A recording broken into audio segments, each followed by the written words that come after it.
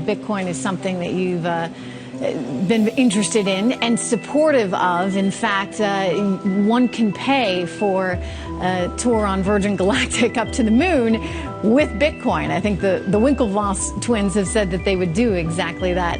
Do you think this is a currency that's really going to work eventually? Well, I think it is working, and there will be other currencies like it that may be even better. But in the meantime, there's a big industry around Bitcoin. And people have made fortunes out of Bitcoin. Some people have lost money out of Bitcoin.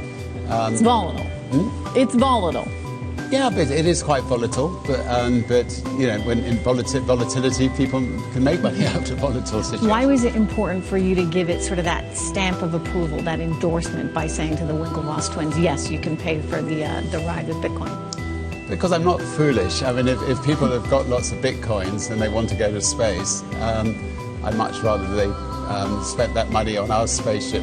Whether I keep the Bitcoins is another matter. But I'd much rather they spent that money on a Virgin Galactic spaceship than on, Elon will be sending people to space one day on Elon's spaceship. So we'll grab the money while it's there. Market economy will control its own interest rates.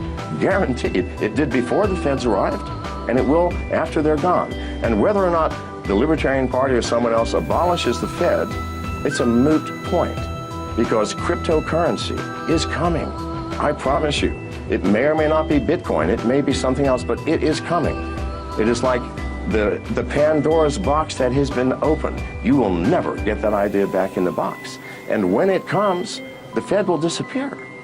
The paper money will be gone, and the world will be in crisis for a while. It's the absolute truth. Governments will not be able to collect income taxes because there will be no record of any income for anybody. It will be a very, very strange state of affairs, but it is coming. And when it does, shortly thereafter, there will be no Fed. It cannot exist in the world of cyber currency. I mean, we're in the world of digital transactions and the digital glue that holds everything together. Do you think that paper money or a gold standard has any meaning whatsoever in that world? It does not. I want to ask you, which of the areas in technology right now are you most intrigued about from an investment perspective?